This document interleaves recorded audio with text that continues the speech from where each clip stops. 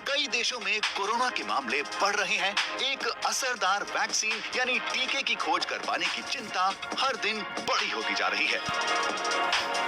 Pfizer नाम की दवाइयां बनाने वाली एक कंपनी ने हाल ही में ये ऐलान किया है कि वो लैब में कोविड-19 यानी कोरोना की ऐसी वैक्सीन बनाने में सफल हुए हैं जो कि वायरस के सामने 95% असरदार है। क्या ये हमें इस महामारी से बचाएगी? और इसे पाने के लिए हमें क्या करना होगा? एक वैक्सीन को दुनिया भर में आसानी से उपलब्ध होने में कितना वक्त लगेगा? फाइजर वैक्सीन इतनी अनोखी क्यों है? और सबसे पहले ये वैक्सीन किसे मिलेगी? क्या ये मुझे पहले मिल सकती है? आप देख रहे हैं व्हाट इफ हिंदी और देखते हैं क्या होगा अगर कोरोना की वैक्सीन कल उपलब्ध हो जाए। 10 लाख से ज्यादा मौतें हो चुकी हैं और अब भी ये सिलसिला जारी है, यानी कोरोना की मार बहुत बुरी है। इसे इसके रास्ते में रोक पाने के लिए हमें दुनिया भर में वैक्सीन बंटवाने की जरूरत होगी। फिर भी ये फैसला कैसे होगा कि किस देश को ये दवाई पहले मिलेगी? क्या दुनिया के सबसे अमीर देशों को सबसे गरीब देशों के पहले ये मौका मिलेगा? लॉकडाउन ने कई देशों की अर्थव्यवस्था की कमर तोड़ दी है। क्या हर कोई ये वैक्सीन खरीद पाएगा? इंग्लैंड जैसे कुछ अमीर देशों ने 6 संभावित कोरोना वैक्सीनों के लिए कुछ महंगे करार साइन किए हैं। इससे विवाद खड़ा हो रहा है क्योंकि बनने के पहले ही वैक्सीन जमा करने से कमजोर देश पीछे छूट सकते हैं। अच्छी बात यह है कि WHO या विश्व स्वास्थ्य संगठन ने सबको बराबरी का मौका देने के लिए कोवैक्स प्लान बनाया है। इसका मकसद है वैक्सीन को सही तरीके से खरीदे जाने और दुनिया भर में सही तरह से बांटे जाने के लिए साल 2021 तक $2 अरब इकट्ठा करना।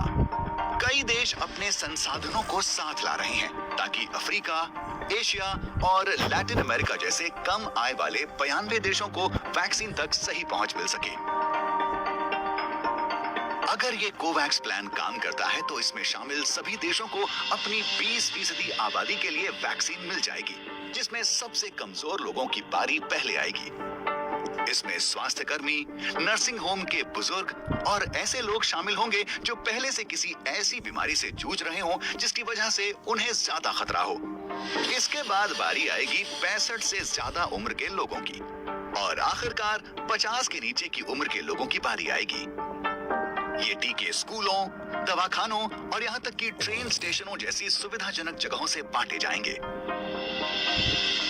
हम नहीं कह सकते कि वैक्सीन के आसानी से उपलब्ध होने के पहले महामारी कितना बुरा रूप लेगी, पर शोधकर्ताओं का कहना है कि जनवरी तक मरने वालों का आंकड़ा बढ़कर 25 लाख हो सकता है।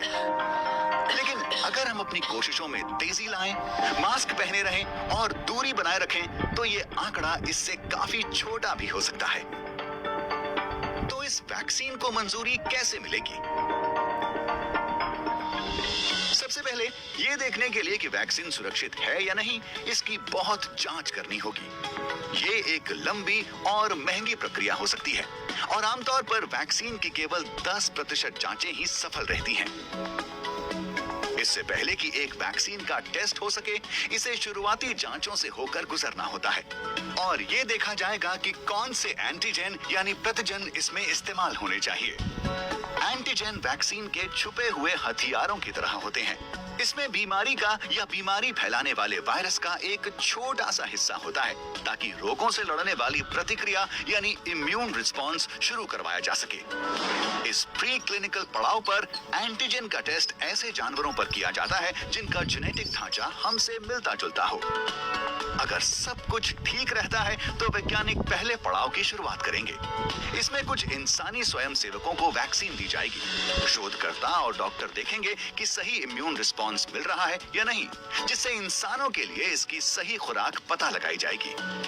दूसरे पड़ाव में वैक्सीन अलग अलग उम्र के सैकड़ों स्वयंसेवकों को दी जाएगी और आखिरकार तीसरे पड़ाव में हजारों स्वयंसेवकों पर इसे टेस्ट किया जाएगा। ये टेस्ट अलग अलग देशों के लोगों पर होंगे ताकि ये देखा जा सके कि ये वैक्सीन एक दूसरे से बहुत अलग आबादियों पर असर कर सकती है या नहीं। जब ये सब कुछ हो जाएगा, तब हर देश शोध से मिली जानकारी को देखकर ये फैसला करेगा कि ये वैक्सीन इस्तेमाल की जाए या नहीं। एक बार वैक्सीन को पब्लिक कर दिया जाए, फिर ये लगातार देखा जाएगा कि ये वैसा ही काम कर रही है या नहीं जैसा कि इसे करना था। तो इस फाइजर वैक्सीन में ऐसा क्या खास है और ये हमें कब मिल सकेगी? फाइजर वैक्सीन इस वक्त टेस्टिंग के तीसरे पड़ाव में है, यानी इसे दुनिया भर में टेस्ट किया जा रहा है। कंपनियां इसे बनाने का काम शुरू करने के पहले और जानकारी का इंतजार कर रही हैं। पारंपरिक टीकों से अलग फाइजर वैक्सीन एक नई जेनेटिक तकनीक का इस्तेमाल कर रही है, जो कि विज्ञान में सबसे आगे है। सिंथेटिक mRNA के इस्तेमाल से इम्यून सिस्टम सक्रिय हो जाता है और वायरस से लड़ता है। mRNA वैक्सीन खास होती हैं और इन्हें फैलने वाली बीमारी के लिए पहले कभी लाइसेंस नहीं दिया गया है। पारंपरिक रूप से वैक्सीन बीमारी फैलाने वाले जीवाणु का एक छोटा हिस्सा आपके शरीर में डालती हैं, लेकिन mRNA वैक्सीन हमारे शरीर से ट्रिक या कहें कि चालाकी से अपने आप कुछ वायरल प्रोटीन बनवाती हैं। इसे एक छोटा सा सेल जादूगर समझिए। बस अपनी टोपी से खरगोश निकालने की जगह ये हमें कोरोना वायरस निकाल कर दिखा रही है। आब्रा कोरोना। अब तक में वैक्सीन को 43,500 लोगों पर टेस्ट किया जा चुका है। इसमें 3 हफ्तों के अंतर में 2 खुराक देनी होती हैं। फाइजर का कहना है कि ये साल खत्म होने के पहले 5 करोड़ तक खुराकें तैयार की जा सकती हैं और उनका मानना है कि साल 2021 में और 1.3 अरब खुराकें तैयार हो जाएंगी।